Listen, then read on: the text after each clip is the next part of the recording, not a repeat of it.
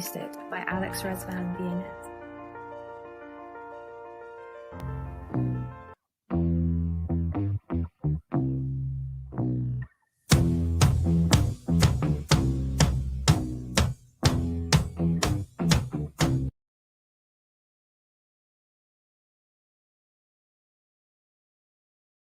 Add myself to the stream.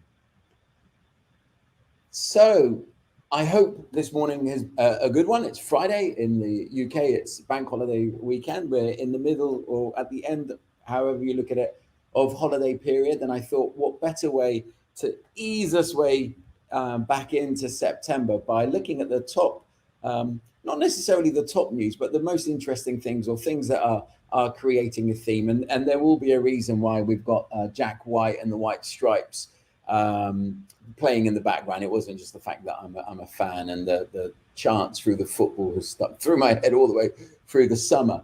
But let me just quickly share some things with you. So it's going to be a 10-minute run through. We're going to look at 5 themes. Maybe there may be a 6th because I thought it was quite cool. And let me know what you think. As always, the podcast is still up and running, although we haven't done that many new episodes. But hopefully going into September, that will change and we'll look at doing some more. So let's just jump straight in. Bear with me 1 second while I transition. So for some of you who follow the sort of physical retail world, you know that Carnaby Street, Soho is a real hub in London.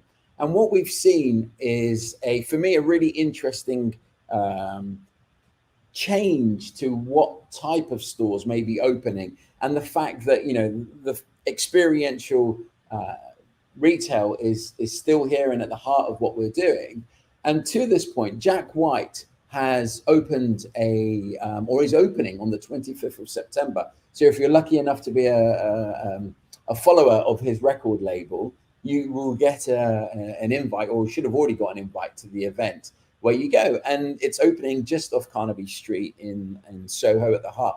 But it's not just a sort of showcase for his label's music or for where there may be bands and their head office. There's also some cool retail experiences. And if we take a look at some of those, you've got some token-based. So that's quite interesting that it's not money-based. That means that when you go in, there'll be some form of exchange. Maybe it's loyalty, maybe it's the fact that you've turned up, but there'll be a token-based, and I'll probably get it wrong in terms of how you say it, but there'll be some literature, there'll be some books, and a literanium, which is basically a lucky dip book machine. So I assume you put the coin in and out pops a book, which is great for those who love books. But if you love your music and you are a band, there's an opportunity to record direct to vinyl. So it's open to the public as well as artists, where again, token based. So not necessarily you can't walk in and hand over your money.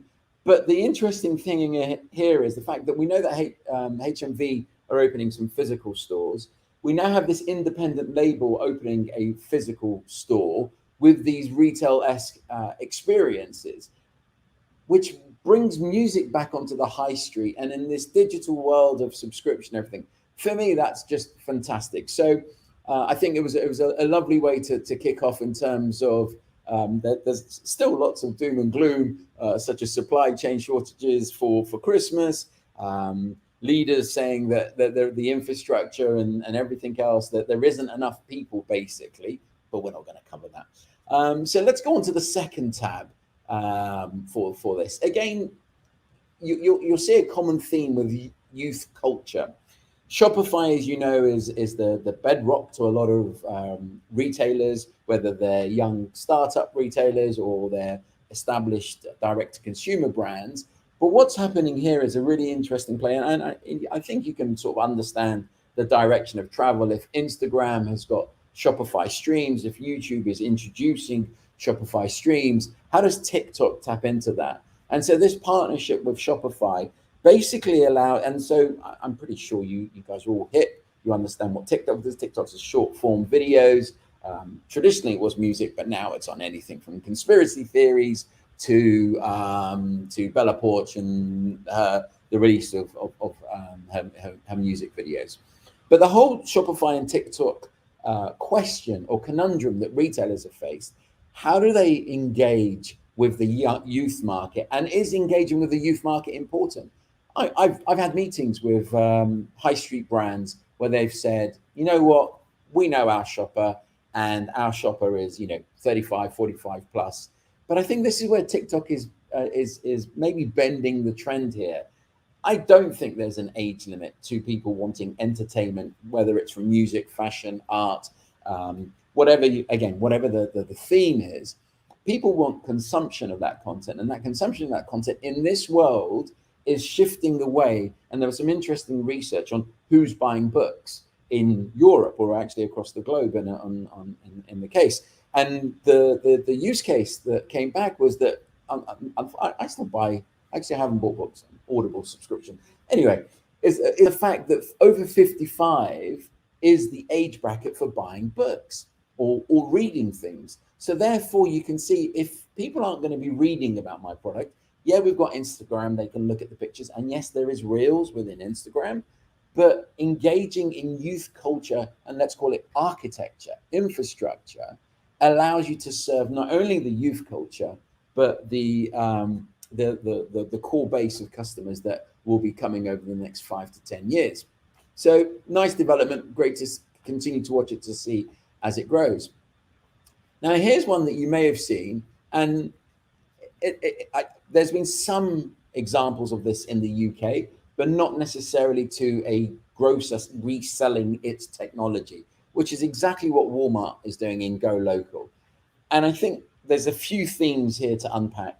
We have the local, so everyone agrees that because of COVID, because of our not necessarily our changing habits, because everyone agrees that we will drift back to those old habits, but we will potentially be more conscious of hygiene and therefore that local feel. Go Local is all about Walmart providing its global or US enterprise scale to help rural retailers, rural delivery companies be able to ship to people's houses directly, which is great. I don't, this has got to be good in terms of enabling smaller retailers to access large retailers' technology. We've seen other models from other technology providers, but is this a shape of things to come? And does this give a license to retailers to be able to go to, or technology leaders to go to the board and say, you know what, we have all of this investment, why don't we bring it to the market, expand the marketplace? I think the marketplace, everyone on and Walmart and Target, and in the UK we have some examples, but people are still keeping it. Actually, Asda's a great example, where Asda has a decathlon where they have various brands come into their stores. So we do see some of this, but what happens to the technology platform? Is the technology platform ready for prime time? And will the board understand the revenue opportunities or growth opportunities? So I think again, people will be watching this closely as things expand. So you're getting the theme of some of the things that I'm interested in, and whether you follow me or we're connected on LinkedIn, you'll see that I do some things outside of work regarding esports. And so when I saw this again, in my mind, it was a sort of a big fashion apparel brand trying to solve the biggest problem that retailers have, which is a relevance problem, right? There isn't a high street, there isn't a retail. People still want to shop and engage, but the high street does have a relevance problem, and how retailers are solving that is actually quite interesting. And in this, and now we've lost the video feed. So give me 1 second while I do get the video feed back on, which should be quite easy. The joy of live streaming.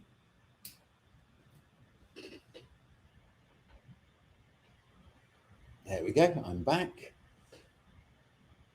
Hello. So what this shows us, what American Eagle is doing with Twitch. So if you don't know what Twitch is a subscription-based, predominantly gaming platform, but I found loads of offbeat things from Save the Eagles to lots of different other streams. but it's basically the most important thing. It's a very low cost subscription fee that goes to the actual streamers that you like and that you watch. And what American Eagle is trying to do here is, number one, create content that's relevant to their youth market, because they are a youth brand, but then to create a shopping experience with products that are specifically, from they've not named who they're going to be doing this with Twitch Gaming, but there'll be an element of, whoever the top streams are, or whoever they choose will come part of that, which again expands on this theme that retailers and brands need to expand beyond their walls to build that relevance. So how are we doing for time? We're at the 10-minute mark, given a few technical hiccups. Let's have a look at the next one. Now, the next one, I really, and you can see I've already started to struggle before I've even said what it's about, but I really struggled with it.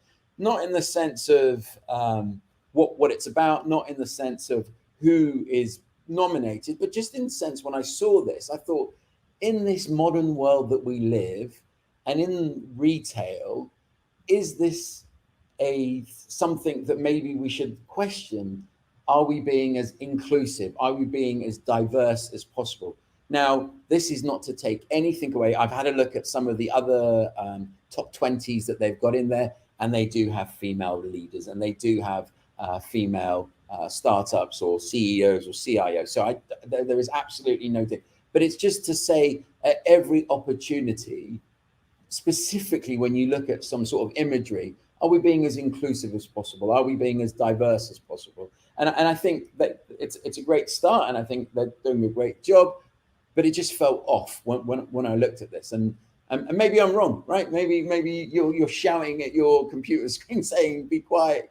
That's not relevant. But I think it is. I think we need to sort of not necessarily take a stand, but we just need to challenge ourselves when we see these types of things. So the final thing, and I know that I'm at my 5 thing, so we'll just slip this one in. It's having had kids, having gone through the cycle. I love the brand. I'm a massive fan.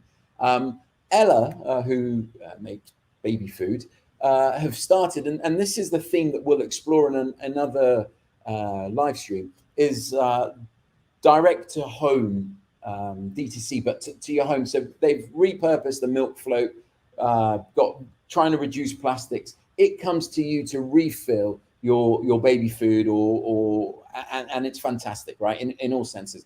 And there are lots of different. Carrefour have done it in Dubai. There's a few startups that have done it in Chile and other places. But we'll talk about this direct to home sort of new theme that we're seeing, and how long will it be before the grocers get in on that, in terms of trying to eliminate plastic by providing the product direct to the consumer.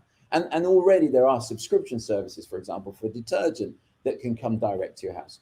So we're 3 minutes over, because I said we'll try and keep it to 10 minutes. Apologies for the technical glitch.